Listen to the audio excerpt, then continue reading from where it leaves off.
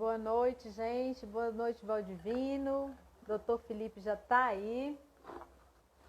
Tive um probleminha com o telefone aqui que tive que arrumar outro, que o meu telefone desligou e não quis ligar, por isso que eu entrei 1 minuto atrasada. Mas estamos aqui.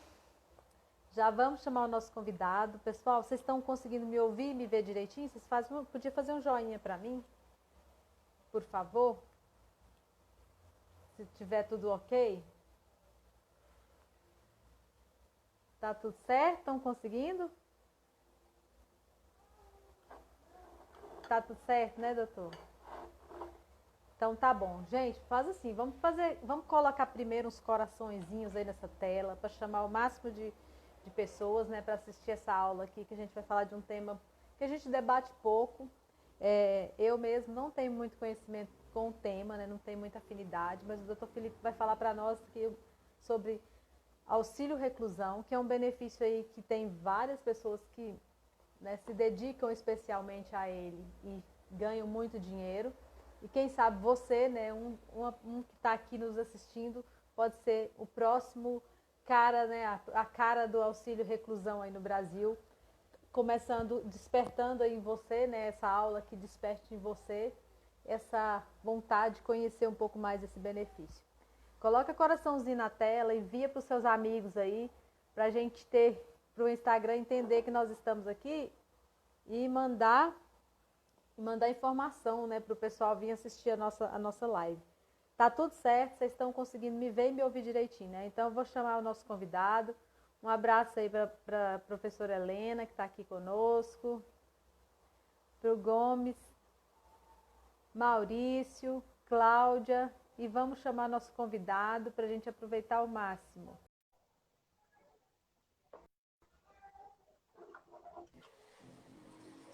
Boa noite, doutor. Boa noite. Boa noite, pessoal. Agora o som, eu estava ouvindo o som baixinho antes, agora está perfeito. Agora tá bom? Tá ótimo, tá ótimo. Vocês estão ouvindo bem também? O telefone desligou aqui na hora de entrar na live, eu tive que arrumar outro. Coisas do ao vivo. Coisas do ao vivo, quem sabe faz ao vivo, né? Todo dia tem uma surpresa. É isso aí. Como é que tu tá? Tá tudo bem aí? Tudo, morrendo de frio, mas tá tudo certo. Tá frio aí? Congelando, né? Eu sou da terra do sol, então aqui em São Paulo eu fico morta de frio. Então, aqui hoje tá calor. Semana passada fez menos 0,5 de manhã cedo quando eu vim pro escritório. Deus! Tava assim, ó, geada, gelo, tava muito frio. Aí hoje tá um calorão que Deus manda, meu Deus do céu. Nós estamos com... A temperatura tá toda bagunçada, né? Bagunçado. Doutor, professor, fala aí um pouquinho de você antes da gente começar a meter bronca nessa aula aqui, porque eu tô falando com o pessoal, professor, que assim, é um tema que a gente debate pouco, mas vai que aí alguém escuta e desperta nessa pessoa. Um beijo para a Stephanie Cleópatra. Desperta nessa pessoa a vontade de estudar esse benefício e ela se torna a nova cara do auxílio reclusão aí no Brasil, né? É muito legal, né? Bom, eu queria agradecer primeiro o convite, né? Eu queria agradecer muito a professora Eleusa, nós somos colegas de IAPE, né? Temos alguns eventos aí daqui uns dias juntos também, né? Então, é muito bacana, a gente acha que está junto em alguma coisa lá da professora Juliana, no Enfoque, né? Sim.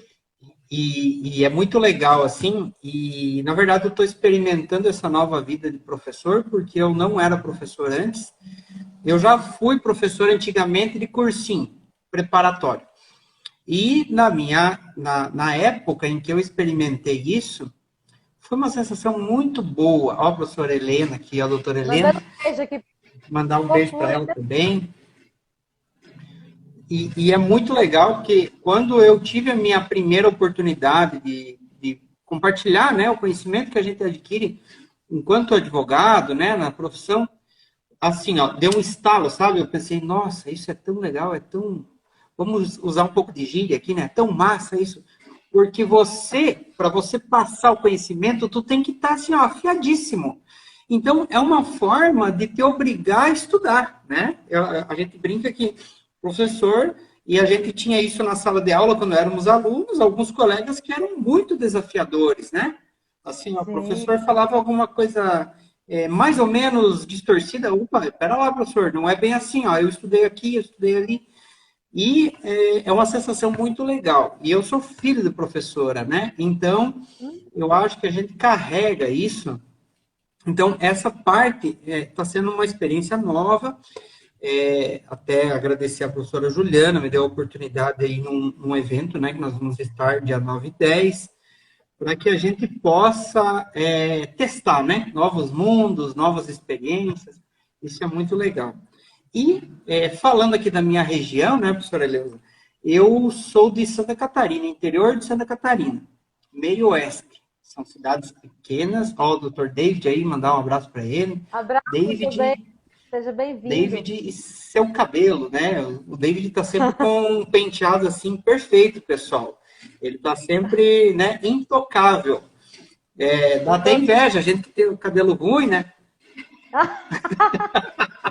O Cabelo doutor ruim David agora é tô a cara contigo. da riqueza, né, doutor? É Doutor isso David aí, é isso aí. só anda impecável. Anda impecável, é isso aí. Um abraço, doutor David. E aqui na região, assim, não temos muito auxílio reclusão, né? Temos, praticamente, minha região é bem rural, tanto é que o benefício que eu mais faço aqui no escritório é segurado especial ou averbação de tempo de atividade rural. Mas, de vez em quando, aparece um auxílio reclusão. E esse é que nem tu falava antes, né, doutora? É um benefício bastante desconhecido, né? Pelas Sim. pessoas, né? Bastante desconhecido. A doutora Suelen, aqui da minha região, aqui de Videira. Videira é uma cidade muito conhecida pela alta qualidade dos vinhos, né? Que são feitos lá. Tanto é que o nome da cidade é Videira, então, mandar um beijo para ela também. Que Beijo legal, né? O também. pessoal participando aí, muito. Fazia, Muito ó, bom, já né? estamos com 20. Já estamos com 20, ó, Coloca coração, 19 pessoas. Coloca o coloca coração aí, coração, pessoal. porque o professor teve que estudar especialmente. Não é o benefício que ele milita, ele estudou para trazer para nós aqui. E Valoriza, é né, bem. professor? É isso aí, né, pessoal? Essa é a nossa gratificação é essa, né? A gente conseguir compartilhar. E assim, ele é um benefício que mudou, e tem alguns detalhezinhos agora, não mudou tanto assim com a reforma, né? Na questão dos requisitos, né? Mas assim, tem alguns detalhes que valem a pena a gente estudar. E é uma coisa assim, a hora que você quiser entrar no assunto, no tema mesmo, né? Nossa, é um mundo a ser descoberto. Porque eu estava É um mundo. estudando ontem, existem hoje atualmente, deixa eu pegar a minha informação aqui, até outubro de 2019, pessoal, 4,4% das famílias dos segurados que estavam presos recebiam o benefício. Então, tô Gente, olha para pegando. vocês verem, ó, vocês estão tendo uma informação que quem não está pensando em que eu vou trabalhar, que benefício que eu vou me especializar. Olha aí, presta atenção, né? É Vai isso que o aí. seu coração dá uma balançada, como o seu balançou para o rural, né? O meu balança boas, então cada um vai balançando para um lado, vai que o seu balançou bem nesse benefício aí. Fiquem É isso atentos, aí. gente. Uma coisa que eu aprendi com o professor Beirão, ele falou assim, a gente faz live toda semana, né? Ele fez aqui. E aí terminou uma live, o pessoal perguntando muito, eu falei, professor, a gente vai ter que voltar naquele tema. Ele falou assim, não, a gente dá para os nossos alunos a faísquinha, a chama. E aí, depois eles vão pesquisar e vão continuar Vamos o que a gente atrás. começou. Eu achei bem legal isso, né? Que eu também sou novata, viu, doutor? Vai ser o meu primeiro evento vai ser esse aí. Segundo, porque eu fiz um com as mulheres da OAB, a convite da Amanda, da Alex Popuro, eu apresentei um webinar para mulheres lá do Pernambuco. Muito legal, amei. É muito bacana, né? Porque a gente vai se descobrindo e assim, com essa pandemia, eu acho que a advocacia está vendo um outro lado, né, da advocacia e assim, né, Eleusa, a doutora Eleusa, eu chamo de Pode Eleusa, me que é o chamar de nome, então, Eleusa. né, Eleusa. vamos cortar as formalidades. Esses dias, a Camila, que é a Camila Mendes, que é uma advogada ali de Cuiabá, que eu fiz uma live com ela esses dias, ela é professora, advogada consumerista, esses dias ela postou e nos marcou, dizendo assim que, no story, eu acho que foi, que a advocacia previdenciária está se tornando a advocacia mais solidária que ela já viu. E eu acho que é verdade, né? Porque a gente compartilha muita coisa, né? Nos grupos ali do IAPE, né? Eu vi a professora Lívia antes aqui também, mandar um beijo para ela, professora lá ali de Santa Cruz, né? Do Sul, aqui do Rio Grande Amado, né? E, e eu acho que realmente a gente é a área da advocacia que mais está compartilhando conhecimento, que está se ajudando, que a gente está, assim, tem uma dúvida aqui, eu vou te ajudar, não, beleza, eu tenho um modelo da inicial, só que esse aí não encaixa direito, ou olha, eu fiz uma manifestação aqui, queria que você desse uma olhada. Isso está acontecendo muito comigo, e assim como eu recebo, né, pedidos, eu também peço, é muito bacana essa troca, e é uma troca que às vezes a gente não encontra localmente falando, né? Assim, às vezes o colega daqui, da minha cidade, não quer trocar ideia comigo, porque está com medo que os clientes dele não sejam mais dele, sejam de outra pessoa. Então a gente acaba se apegando muito nos colegas e amigos que a gente tem feito pela internet, através do IAPE, através da comissão, né, que eu faço parte aqui da comissão estadual. Eu acho que está mostrando um outro lado da advocacia que eu realmente não conhecia, apesar de eu ter 10 anos aí de advocacia, não era assim antes. E eu estou adorando isso, na verdade, né? Eu já cheguei com esse momento novo, né? Porque eu sou novata na advocacia. Então, já cheguei assim na pegada do Legale, que era trazendo todas as advogadas para se juntarem, aprender. Então, As previdenciaristas, as né? Eu vi uma previdenciaristas. foto tua lá. É isso aí. E olha a sensação legal, né? Eu tive aula, por exemplo, numa das pós ali que eu fiz, que eu estou fazendo ainda, um dos professores é o professor Rodrigo Sodero. E aí agora, quinta-feira, eu vou estar num evento lá com a Rayana Farias, lá da OAB do Amapá. Eu vou estar expondo um tema e ele vai estar expondo outro tema no mesmo evento. Olha Olha só que só chique, hein? como é legal, porque você... E aí a vantagem da internet, né, dos eventos pela internet, porque você é aluno da pessoa e dali a pouco você está compartilhando uma mesa junto com ela, né? E eu acho isso fantástico. Então, a internet, essa pandemia nos trouxe esse olhar para a colaboração, o compartilhamento e a acessibilidade. Então, tem pessoas que são extremamente acessíveis, né? E eu acho isso fantástico porque são pessoas que estão dispostas a nos ajudar, vai levar isso para a nossa vida, né? Aprendemos a receber ajuda e estamos aprendendo a ajudar agora também, né? Essa é uma parte do que eu mais gosto, assim, que eu tenho descoberto, né? Eu sempre falo, porque eu convido os professores Brasil afora aí, né? Eu convido todo mundo e aquele que você pensa, meu Deus, essa pessoa nem vai responder, né? E responde com todo carinho e fala a toda disposição. E às vezes você está com a dúvida, responde. A gente está num momento de muita colaboração, né? Tem Muito muita bom. colaboração. É isso aí, pessoal. Pode ficar à vontade, ó, porque Vamos assim, eu lá, sou então. só sou sua aluna hoje, ó. Nada disso. Um beijo para a professora Pamela, que está aí. Professora Um beijo para Pamela todo mundo. aqui. Um Ó, o beijo para doutor todo mundo Fabiano aí. Pardo, doutor Maicon Cândido aqui entrou agora, e o doutor Fabiano Pardo, eu tenho um livro do doutor Fabiano, é fantástico, sobre o limbo previdenciário trabalhista, é um livro muito bom, pessoal, quem eu indico, Vem tá ali fazer na uma live estante. comigo, doutor. Ó, doutor, já tá, saiu o convite aí agora, pronto, já vou aproximar vocês aí, já vou mandar o WhatsApp. Manda o WhatsApp para eu pedir uma live aí, para a gente aprender esse negócio desse limbo. É importantíssimo. Fica à vontade, aqui você sabe, né? Assim, é um show da Xuxa misturado com estudos, né? Porque a gente está aprendendo que só ficar aqui, Ó, blá, blá, blá, ninguém vai conseguir guardar nada. Então a gente tem que verdade. levar na brincadeira mesmo e É isso fazer aí. a aula ser dinâmica, agradável, divertida. E tá nas suas mãos aí, porque eu sou só sua aluna agora. Bora lá, então. Bom, pessoal, eu acho que vamos começar falando o seguinte, né? Vamos falar do preconceito que as pessoas têm com o auxílio reclusão. É muito comum, né? E aí quem não é advogado ainda, que é estudante, gente, tem um mercado muito grande no auxílio reclusão. Aqui na minha região não tem, porque a minha cidade não é sede do presídio, não tem presídio numa cidade próxima, mas assim, ó, a doutora Pamela é minha conterrânea, é verdade, né? O professor Hélio tá aí também. Aí, Nossa, nós ó, estamos muito chiques, professor. galera, Ai, meu Deus, coração agora acelerou. aí, ó.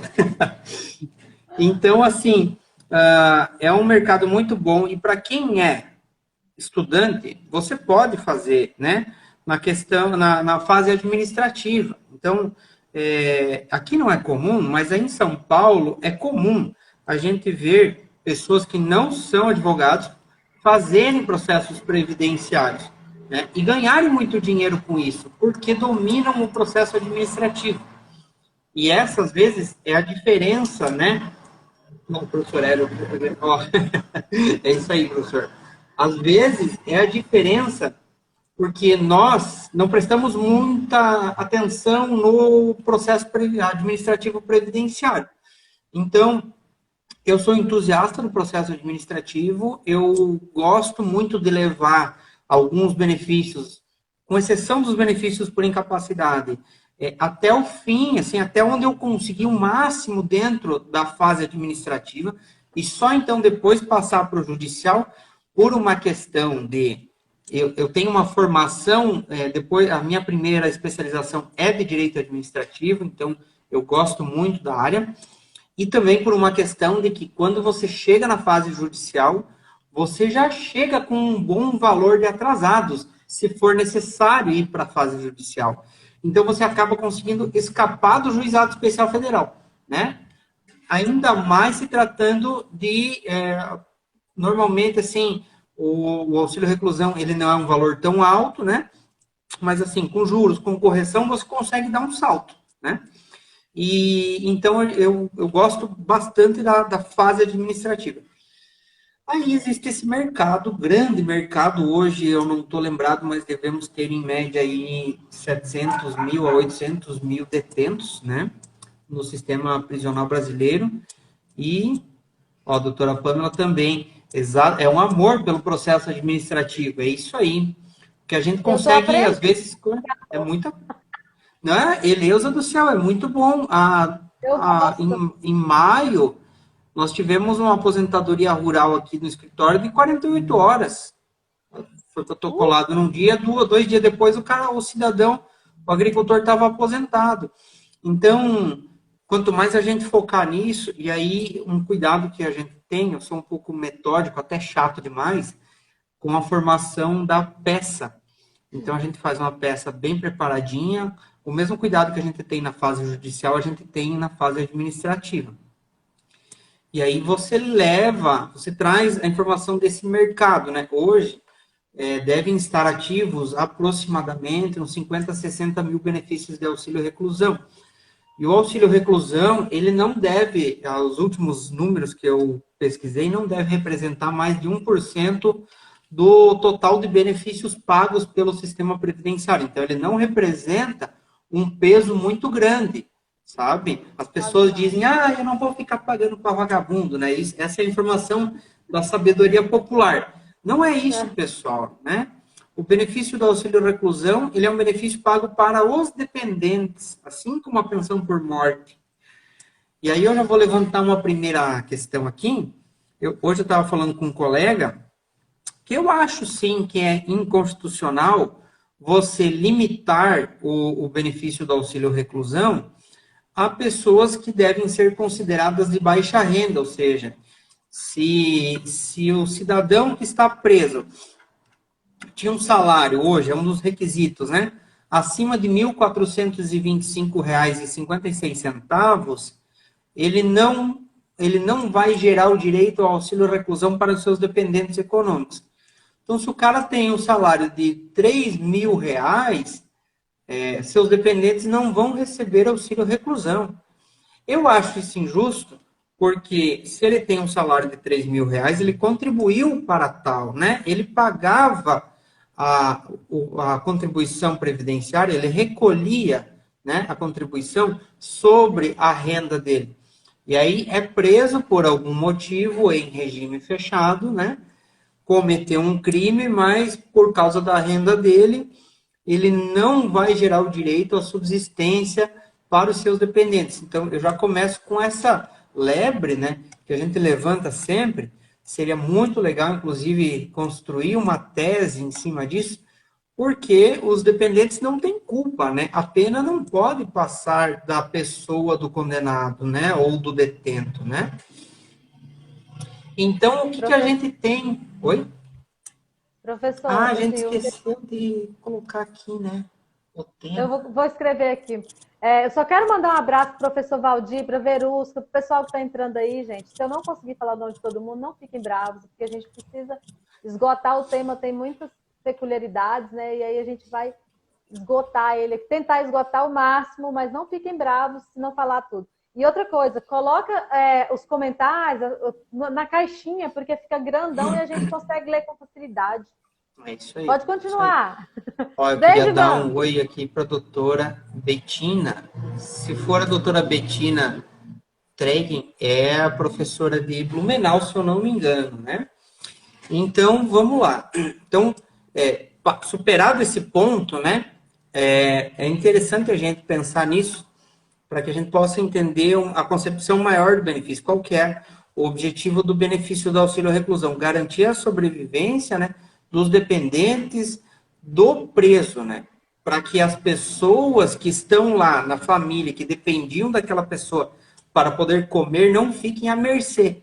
Ou seja, se você tira a fonte de renda da família para o presídio, o cara está preso, a pessoa está presa, o mantenedor da família está preso, e a família fica sem fonte de renda, sem conseguir sobreviver, sem ter de onde tirar o dinheiro para a alimentação, você está incentivando aquela família, alguém daquela família, a entrar, né, de repente, no mercado da criminalidade, vamos dizer assim, né, no mundo da criminalidade, para poder ver satisfeitas as suas necessidades mais básicas, né?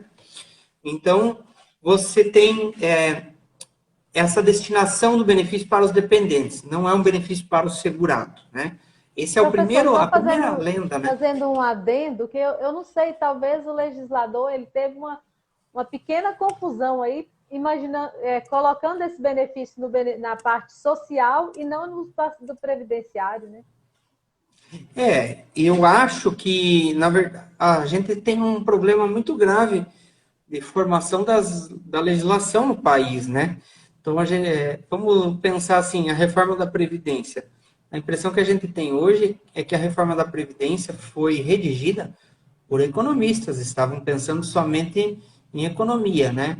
Não estavam pensando na proteção social que a Constituição Federal preza, que nós temos um Estado democrático de direito e que, acima de tudo, nós devemos lembrar sempre do estado de bem-estar social. A exemplo de algumas outras economias mundiais, né, que prevêem essa construção do Estado para manter um nível mínimo de bem-estar social. Tanto é que agora nós estamos vendo aí acalorar a discussão da renda básica, né? Que em alguns, eu fui pesquisar sobre isso, é um tema muito legal, que eu vi que existe num município chamado Maricá, do Rio de Janeiro.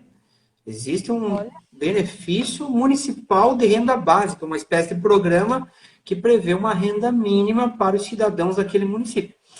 Então, eu acho que a questão do Brasil é que, como eu estudei e assisti a semana passada, eu acho que foi, é que não é importante para algumas pessoas, figuras centrais do cenário político brasileiro, permitir a ascensão social. Então, a gente vê que, às vezes, quem está em cima não quer permitir que quem está embaixo vá subindo, né, vá crescendo.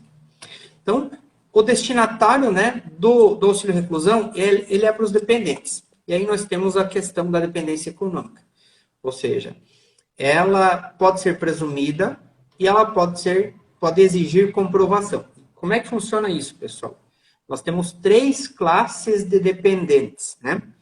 Deixa eu até tirar aqui, mais para o lado. E vamos entender isso como camadas. Então, a primeira camada, a primeira classe de dependentes são quem?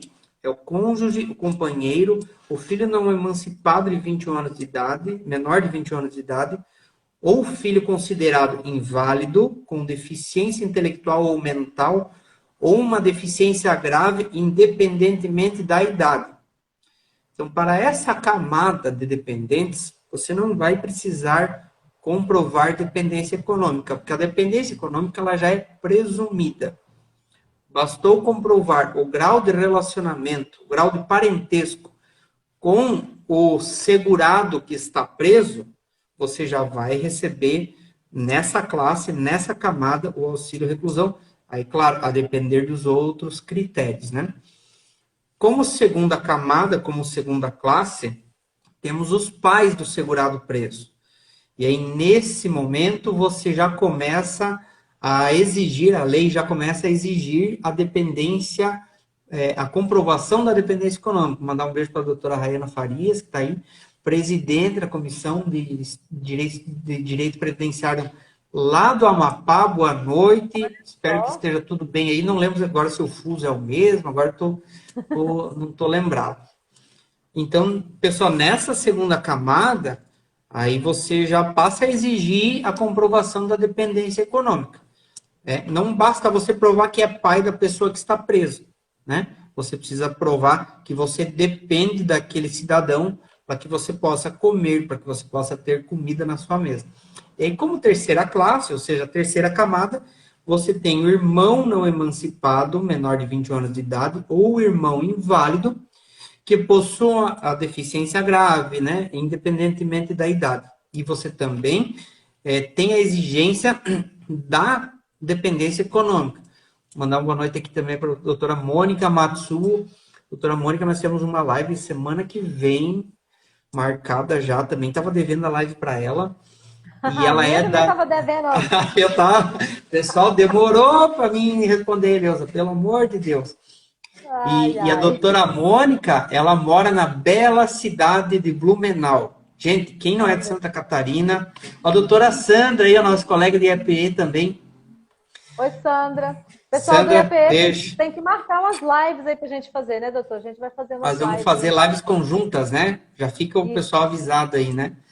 Então, ó, a doutora Mônica, ela mora na bela cidade de Blumenau. Eu tive o prazer de não morar lá, mas a minha namorada fazia faculdade lá, morava lá com o pai dela.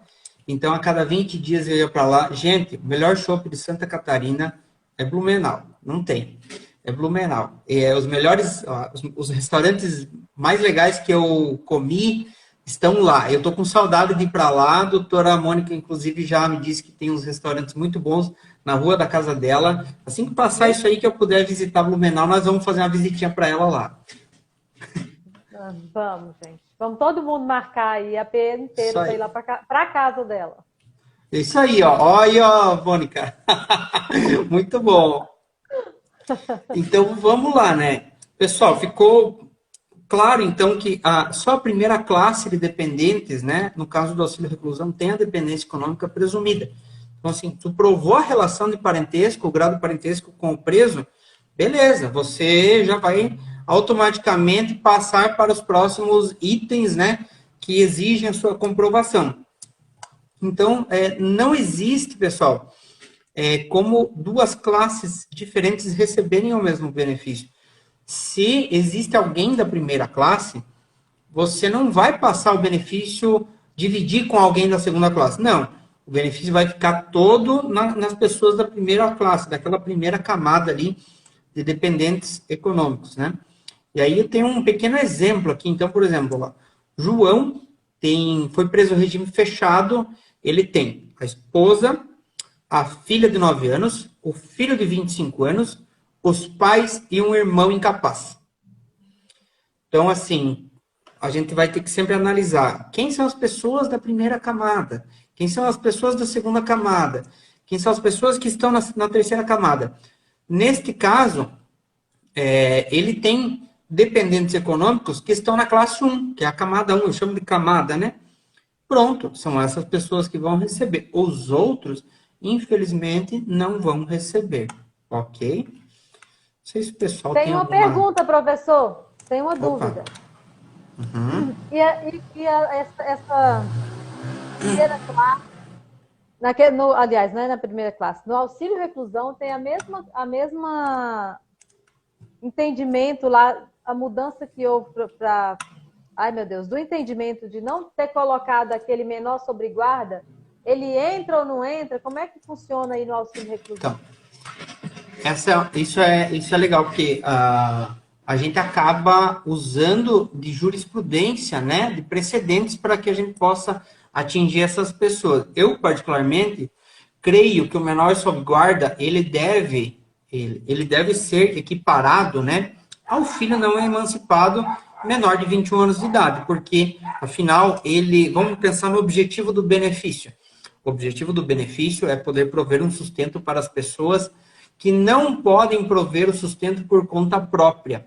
Então, em que local, em que condição, em que degrau está alocado o menor sob guarda? O menor, se eu tenho um filho de 5 anos e eu tenho uma outra criança que tem 2 anos de idade e está sob a minha guarda, será que ela também não depende da minha renda, no caso, né? Porque vamos lembrar, você não gera o auxílio reclusão por si só. Você tem que estar segurado do INSS. E agora, inclusive, existe carência para isso, né? Então, você contribuiu para isso. Então, você trabalhava, tinha o seu recolhimento previdenciário. Então, o menor sob guarda, eu particularmente vejo que ele deve ocupar paralelamente o espaço do filho. Né? Algumas decisões extraem, né, afastam o direito do menor sob guarda a recebimento, né? Então, ó, só tinha o menor sob guarda. Isso já vi ocorrer, por exemplo, em casos em que o pai e a mãe da pessoa, da criança, falecem e ela fica sob a guarda do tio, né? Ou da avó, por exemplo. Então, isso acaba deslocando, né, temporariamente a guarda para esses adultos, esses tutores. Eu vejo que não tem muito problema quanto a isso, né? O auxílio reclusão ele deve vir para substituir a renda no momento em que o mantenedor falta. Justamente é uma situação dessas, né? Então, eu acho que não tem, né? A gente sempre pegar, por exemplo, eu penso assim, sempre buscar entender qual é o objetivo, né, do legislador quando ele fixou aquela legislação, quando ele escreveu aquela redação, né? O que que ele queria proteger ali, né? É isso aí, quem ele queria proteger. Exatamente isso, exatamente isso.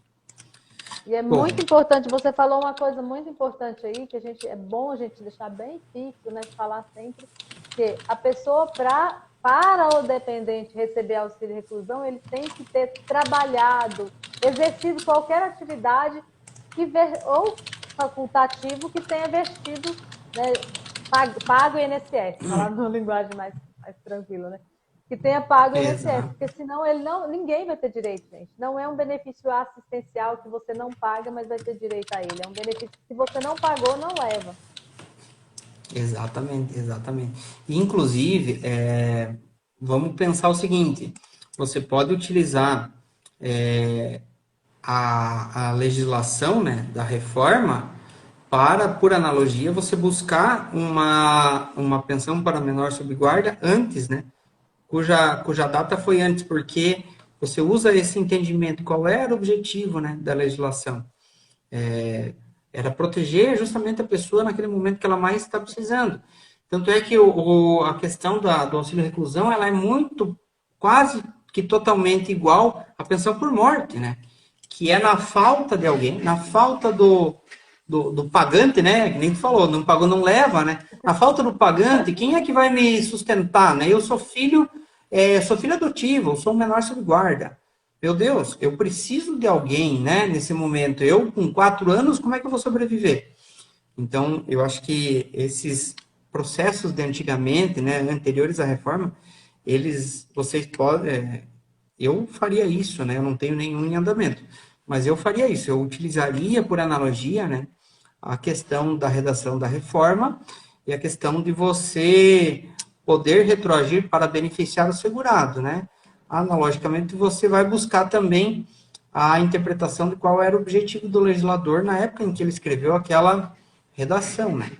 Não tem muito segredo, né, quanto a isso. Então, a gente vê hoje muito avanço em algumas coisas, muito prejuízo em outras redações, né, da reforma da Previdência, né, que é uma reforma de Constituição, de letra de Constituição, coisas que a gente vê que não deveriam nem sequer ter existido, porque reformou hoje, amanhã está mudando de novo, né, através de decretos regulamentadores. Nós ficamos quase loucos, né, Eleusa, com o decreto 10.410 que veio aí.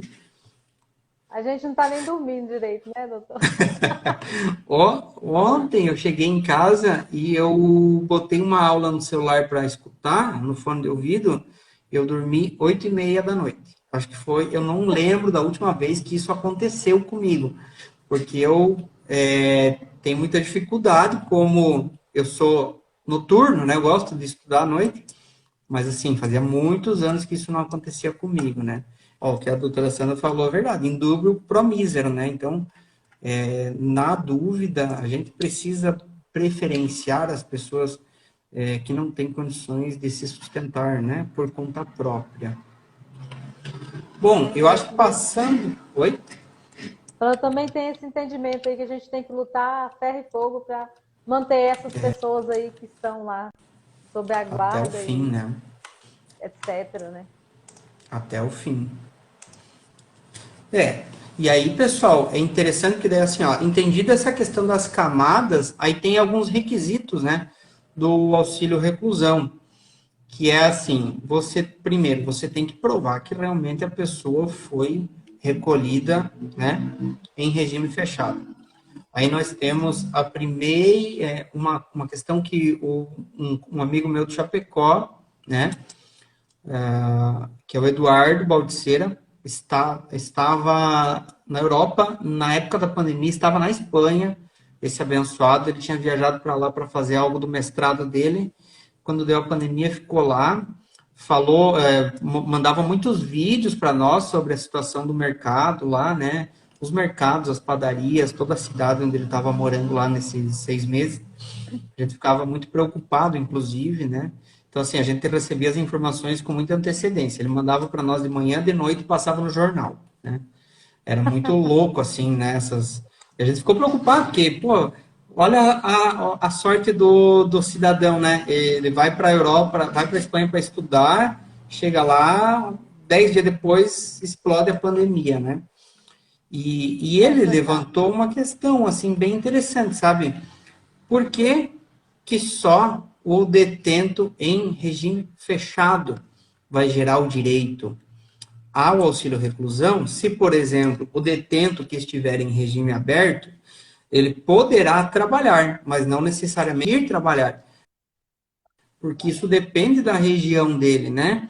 Então, aqui na minha região, algumas empresas contratam os detentos que estão no semiaberto, mas nem todos os que estão no semiaberto têm conseguido trabalhar, até pela questão da falta de vagas, né? A economia degringolou agora com a pandemia, então, assim, muita coisa parou, não tem mais vaga de trabalho, por mais que a vaga de trabalho dos detentos, de quem está preso, seja mais vantajosa para a empresa, porque ela não se submete ao regime seletista, né? Ela tem um ordenamento próprio que é entendido como se fosse um contrato administrativo, ela é vantajosa, então, para quem contrata, para o empregador, mas não tem demanda, né? As pessoas não estão trabalhando, os detentos estão lá, eles até estão no semiaberto, mas não estão conseguindo trabalhar.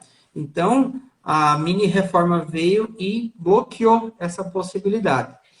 E aí você acaba chegando num ponto que e a proteção social das famílias do preso que está no regime semiaberto. Fica como?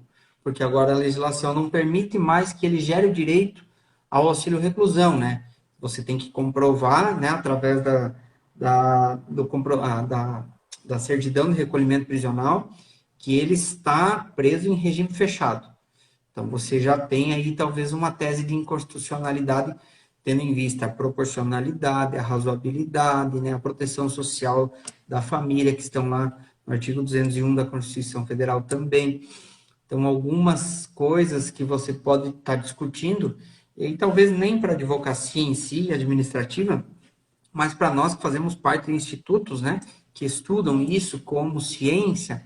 Então, fica aí uma ideia, né, pessoal, para a gente começar a debater e, de repente, criar uma tese em conjunto e começar a pontuar isso nas iniciais da fase judicial, né? Ultrapassada a questão... Oi, pode, manda lá.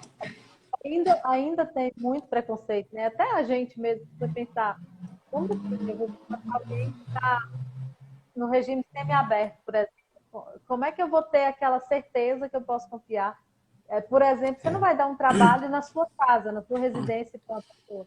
Então, é bem complicado. A gente consegue enxergar dos dois lados, né? Porque tem um lado que precisam do emprego, mas tem um lado que a gente eu me incluo nessa situação também, porque eu não sei como eu me comportaria, nessa questão da dificuldade de como lidar com a situação, como colocar alguém se ela foi presa por qual o motivo que ela foi presa. Então, como que eu vou colocar dentro da minha casa, fazer um trabalho dentro da minha casa, junto com a minha família? Então, tem todo esse contexto social mesmo que tem que ser analisado. É aquela história, né?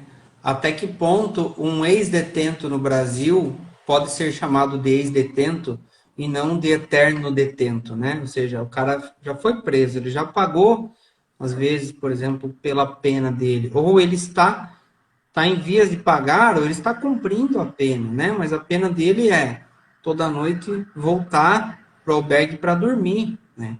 Ele trabalha fora, mas aí ele trabalha fora e ele tem dificuldade, ele está disponível para trabalhar fora, mas tem muita dificuldade de se recolocar no mercado de trabalho. Qual é a nossa função enquanto juristas, né? Enquanto cidadão também. Então, eu me coloco no mesmo lugar que você. Será que eu contrataria alguém para trabalhar aqui no escritório, tendo sido preso por algum motivo, né? Que, sei lá, o cara foi preso por estelionato, né? Tá cumprindo a pena. Vamos supor, é um exemplo, tá, pessoal? O cara foi preso por, sei lá, algum crime sexual, né? Então a gente fica um pouco receoso, é que nem a doutora Mônica falou, recolocar no mercado é complicadíssimo. Essas pessoas praticamente não têm vida, né, depois da prisão. Eu assisti um filme faz algumas semanas sobre aquela turma de jovens dos Estados Unidos que foram presos, né, acusados e condenados do estupro de uma corredora. E eles passaram anos presos, até que fosse constatada a inocência deles, né? Por um fato que passou despercebido pela investigação. Claro que a gente não vai entrar no mérito aqui de comparar o sistema investigativo, né, americano e brasileiro, mas assim, será que aqui no Brasil também não acontece isso, né? Então a gente fica bastante pensativo, reflexivo às vezes, principalmente quando a gente trabalha com esses benefícios, né? Então, comprovante do recolhimento prisional. O cara só pode ser preso em regime fechado, ele não pode estar no semiaberto e não ter conseguido trabalho, por exemplo. Então fica uma questão bem dúbia. É interessante a gente pensar nisso como alternativas de propósito para, inclusive, os institutos que a gente participa, que a gente integra, né? Comissões de direito previdenciário, levantar discussões sobre isso, porque e a família desse preso que está no regime semiaberto. Daí o pessoal vai dizer o seguinte como contraponto. Ah, mas se ele está trabalhando, ele está trabalhando. Beleza? Mas se ele estiver trabalhando, na lei de execução penal, existe a questão do trabalho do preso que deve servir como um dos objetivos do trabalho do preso é ajudar o sustento da família. Mas tem diversos outros elementos que destinam uma parte do salário dele para outras coisas. Então, assim, a família não é mais a prioridade daquele cara que está trabalhando no regime semiaberto. Ela não é mais a prioridade número um. Ela está ocupando um lugar, uma importância paralela, por exemplo, ao próprio custeio, né? Que eu também acho justo. Ser obrigado a custear a sua permanência no sistema prisional. Mas a ponto de sacrificar a sobrevivência da família, aí eu acho que não. Eu acho que a gente tem que elencar como as camadas, né, de dependência. Qual é a mais importante? Mais importante primeiro a família. Então, sustentou a família, beleza. Vai ajudar a bancar o sistema prisional de outra forma, né? Sim, tem Acho que muita mais ou menos discussão isso. boa aí, né?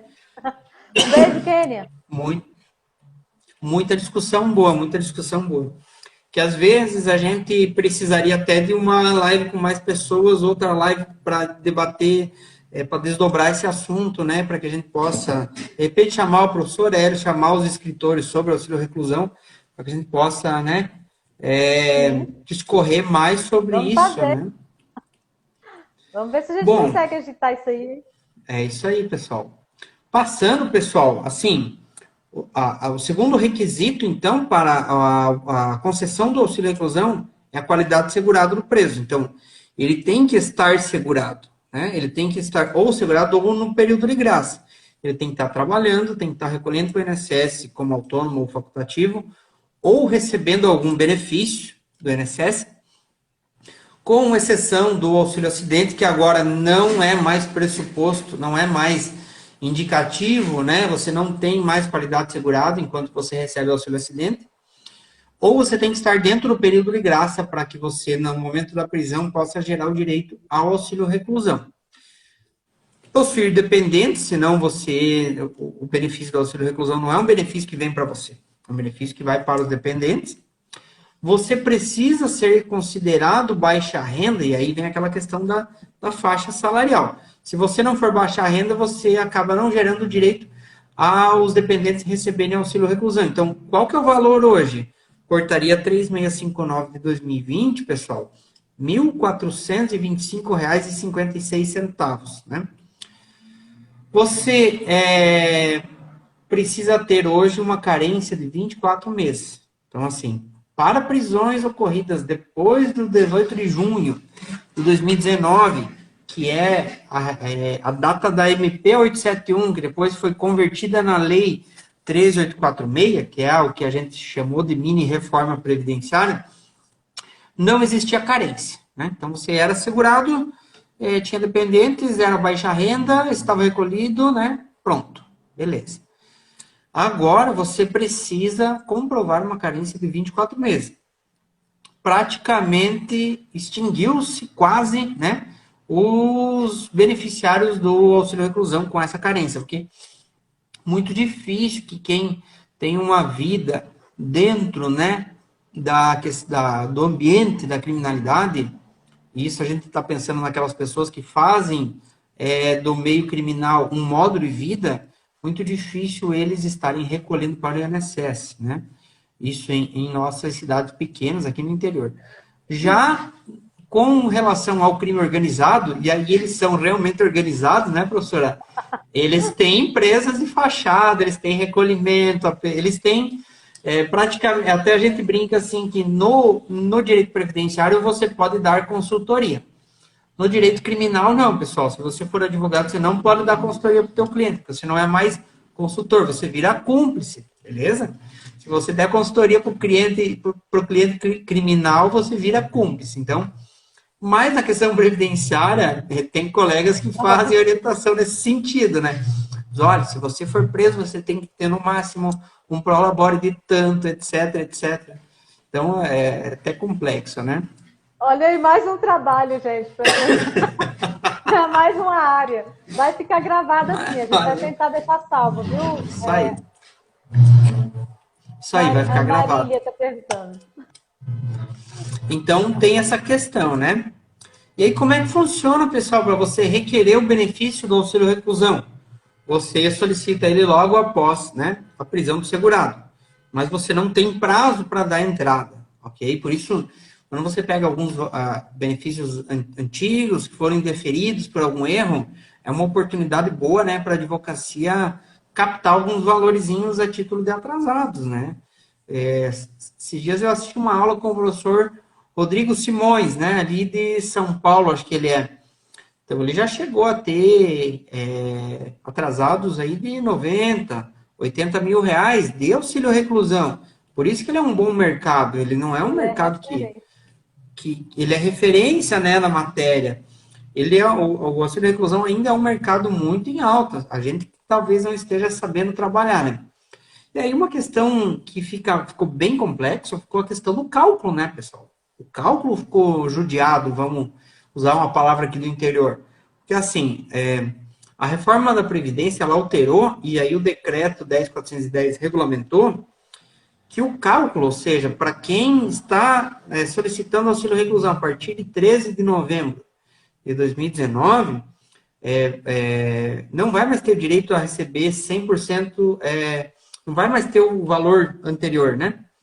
Agora, você vai ter o seguinte, o cálculo vai ser assim, ó, você vai receber 50%, vai ser com base no valor que receberia se fosse aposentado por invalidez.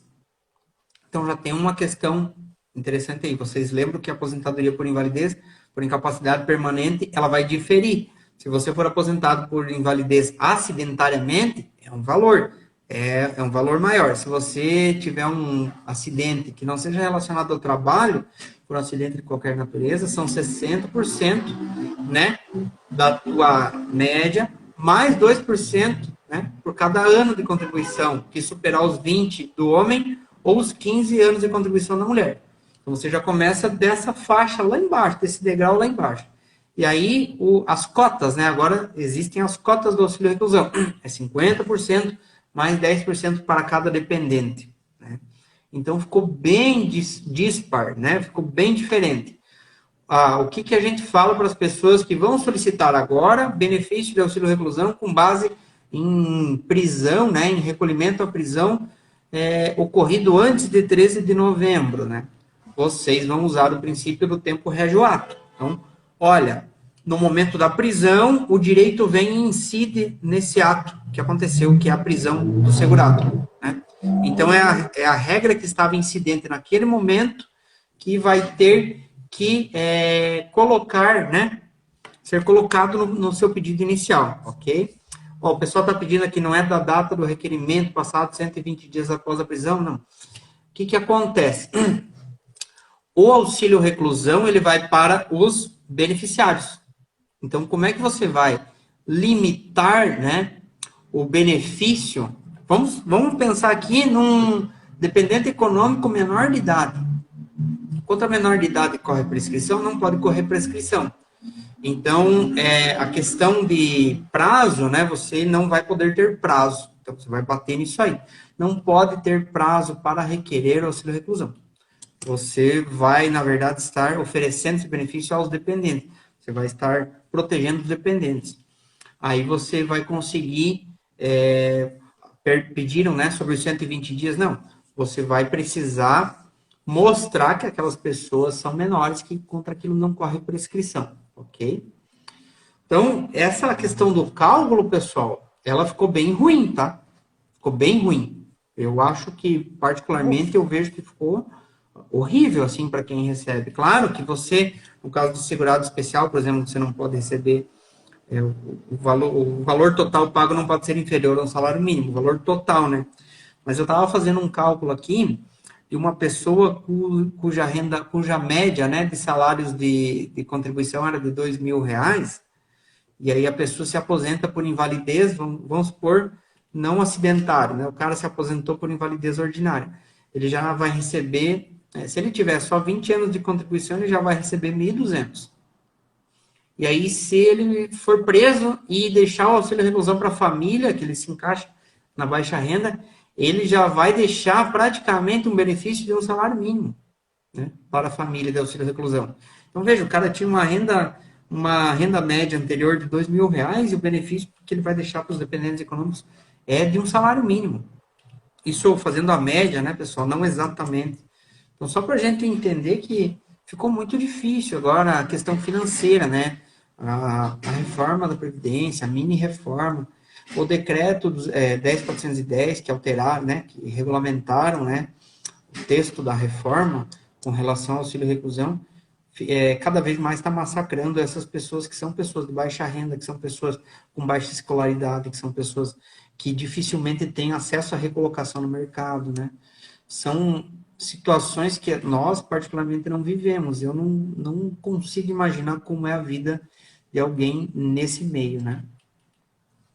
Bem complexo, né? E É, você falou de uma coisa aí que eu adorei a fala da Maria Fernanda no Congresso do IAP. Ela fez uma pergunta: quanto custa esse desmanche que fizeram nos direitos sociais? Quanto isso custa para o Estado?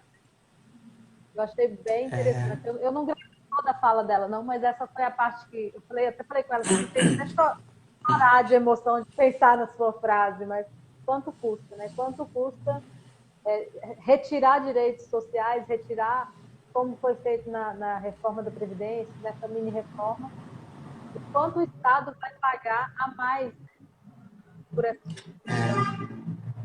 exato, exato, porque daí tu veja bem, né? A reforma da Previdência, ela sobreveio sob a justificativa da economia, né? De uma economia para os cofres públicos. Mas, na verdade, o que a gente vê como efeito prático da reforma da Previdência é exatamente o contrário, pessoal. Porque você está diminuindo alíquotas de contribuição. Agora, ontem ou ontem, eu vi uma notícia de que o objetivo existe uma proposta do governo de diminuir a alíquota do FGTS de 8% para 6%, a alíquota do empregador, né, para os seus funcionários. Então, assim, como é que você vai fazer uma reforma? Isso é um exemplo, né? Claro, a gente sabe que não, o FGTS não é um recolhimento previdenciário, mas como é que você faz uma reforma sobre a justificativa da economia e você corta, e você isenta o patrão, por exemplo, de recolher INSS, como é o caso da carteira verde e amarela, que é um dos objetivos agora, daqui uns dias vai entrar uma discussão maior, já está em tramitação, né, essa ideia, aí já está circulando essa ideia.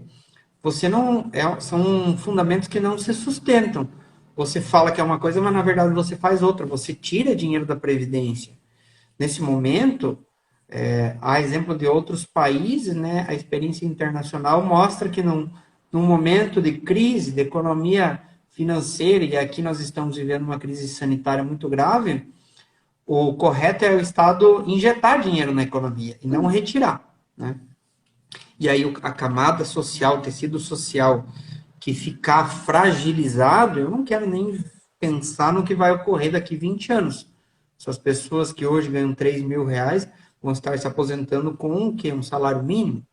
1.200, talvez, se o seu salário mínimo atingir isso até lá. Não sabemos o futuro, confesso que eu tenho bastante medo, inclusive, né?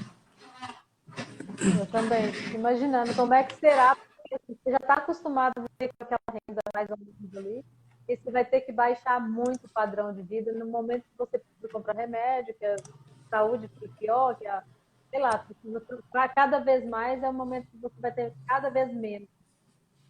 Foi bem. Exatamente, exatamente. Exato, no momento que você precisa, você vai diminuir a sua capacidade, né, de comprar remédio, você vai precisar de mais remédio, você vai estar ganhando menos. Então, vamos ter uma geração de idosos trabalhadores, né?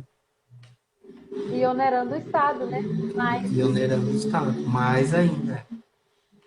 Eu não sei então, quanto tempo falta para a gente. Um minuto? voou o tempo, 1 minuto. Nossa Senhora! Ó, então acho que eu vou agradecer aqui eu vou agradecer aqui o teu convite, Eleusa. Eu me senti muito grato aqui. Pessoal, peço desculpa aí pelos improvisos, né? E eventuais incorreções aí, podem nos chamar no privado, né? Ó, doutora Suélia, aqui, ó, olha, muito orgulho de vocês aqui, ó.